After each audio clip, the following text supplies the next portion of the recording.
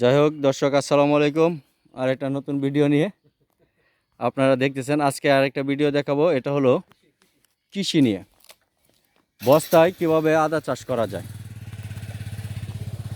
এইখানে বস্তায় আদা চাষ করছেন, ওনার একটা প্রজেক্টে আসলাম। উনি এখানে নাই অবশ্যই, তারপরে আমি আপনাদেরকে দেখাই। এটি সব বস্তা। এই মাটিটা হলো, এই যে এই মাটিটা যেটা দেখতেছেন, এটা হলো তুষ এবং মাটি। আর এটা হলো গোবর এবং মাটি। এই হলো দুটা আলাদা আলাদা সংমিশ্রণ করে এই যে বস্তায় প্যাকেটিং, এভাবে বস্তায় ভরে বস্তায় ভরে এই যে দেখছেন অনেকগুলো স্টোভ দিয়ে রাখছে একসাথে।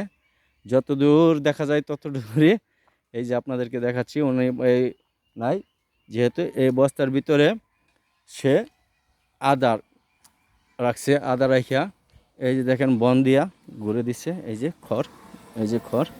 খড় দিয়ে ঘুরে দিছে। এইখান থেকে পর্যায়ক্রমে গাছ হবে। গাছ হইতে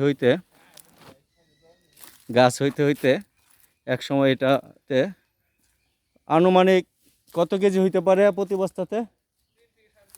প্রতি বস্তাতে 4 থেকে 5 কেজি করে, 4 থেকে 5 কেজি অথবা 3 থেকে 4 কেজি করে প্রতি বস্তাতে আদা পাওয়া যায়।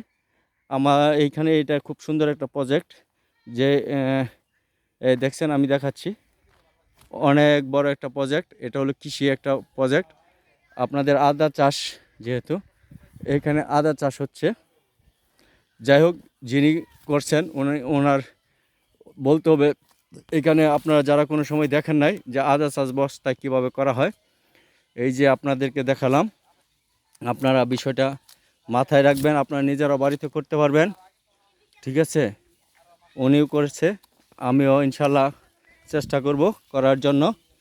আরও যদি বিস্তারিত জানতে চান তাহলে আমাদের স্থানীয় আমাদের যে স্থানীয় কৃষি অফিসার আছে, ওনার কাছ থেকে আপনারা সহযোগিতা নিতে পারেন।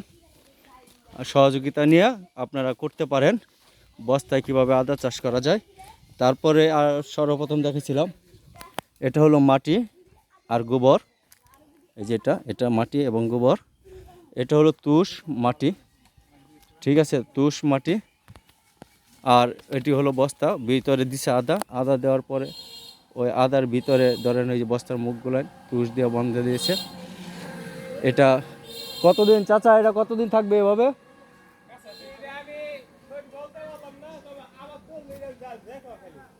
ও আচ্ছা, ঠিক আছে। এটা একটা নির্দিষ্ট সময়ের পর যখন হবে তখন মনে করেন তখন হবে। এটা নির্দিষ্ট সময়ের পর যখন গজাবে তখন এই প্রতি বস্তা থেকে আপনি 3 থেকে 4 কেজি করে আদা সংগ্রহ করতে পারবেন। যাই হোক দর্শক, আমি একটা তথ্যমূলক ভিডিও আপনাদেরকে দেখাইলাম কিভাবে আদা চাষ করা হয়। আপনাদের যদি ভালো লাগে থাকে আপনারা আমার কমেন্টে জানাবেন। আর যারা আমার ফেসবুকে দেখতেছেন আর যারা আমার ইউটিউব চ্যানেল এরশাদুল নিউজে, আপনারা আমাকে দেখতে পারবেন। আরও ভালো ভালো ভিডিও পেতে চাইলে আমার নিউজের সাথে থাকেন, এরশাদুল নিউজ। যাই হোক, সবাইকে ধন্যবাদ, ভালো থাকবেন, আল্লাহ হাফেজ।